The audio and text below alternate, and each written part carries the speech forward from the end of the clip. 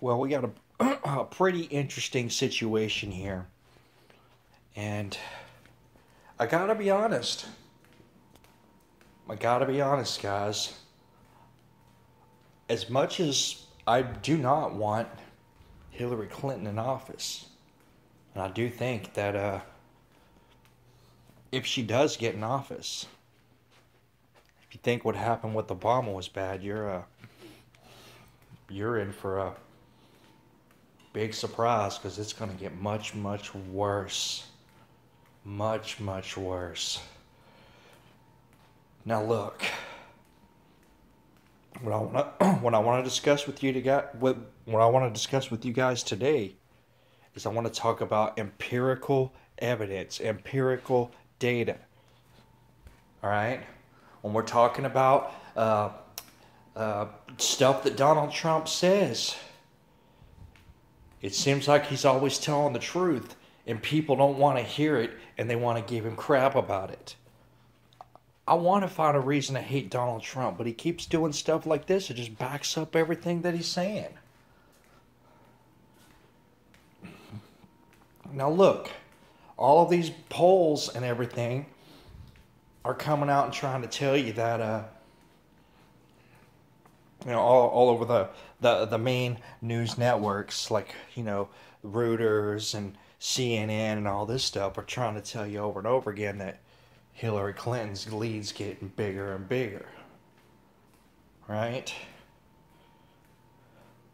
But look, this is what I'm going to show you. And consider this.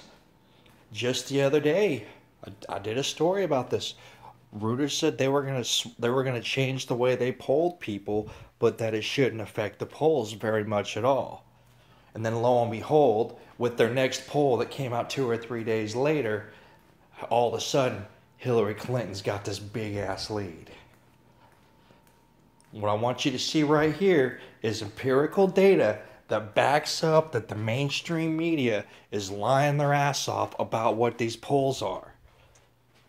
And what my empirical evidence is right here should let America know that Donald Trump isn't just winning, he's winning by a landslide. By a landslide. Now look, right here, now I want you to disregard the title, and I want you to realize this is lip service just as much as it is for many of these people on TV and these big news agencies who work for the oligarchies who are trying to pull the election the way they want it to go. Now, they're talking about how the U.S. Constitution is now the second best-selling book on Amazon. For just $1, the paperback version is bested only by Harry Potter and the Cursed Child, which was released over the weekend. Amazon wouldn't offer any details on how the bestseller rankings have changed recently or when the Constitution hit number 2, but the list is updated hourly based on sales. Applewood Books, which publishes a $9.45 hardcover version of the Constitution, says its sales have spiked 3 times since the Democratic convention ended. Demand for that edition has caused Amazon to list it as being temporarily out of stock. But Applewood Books founder and president Bill Zuckerman assured CNN Money that they do have a larger supply. We do have it in stock. Their messaging isn't always correct. And I find it interesting that he used the term their messaging isn't correct, because I could pretty much sums up what the mainstream media is telling America. Guess what, guys? Messaging isn't correct. Now, that's not it. Hold on. Don't think, oh, he's just going off the rails over one constitution or 2 constitution. Oh no, we're not done.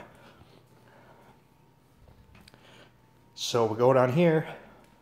By the end of the day Monday, another version of the U.S. Constitution on sale for $4.64 hit the number 10 list as well.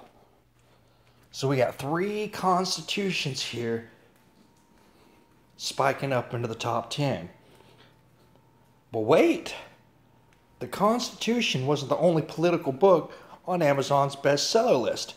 Also in the top 20 are Armageddon, How Trump Can Beat Hillary by Eileen McGann, and Hillary's America, The Secret History of the Democratic Party by Dinesh D'Souza. Currently showing in a theater near you, and I highly recommend you go see it because I gotta say, it's actually pretty excellent.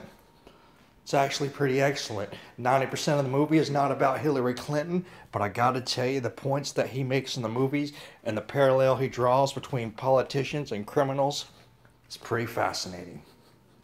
So this is it.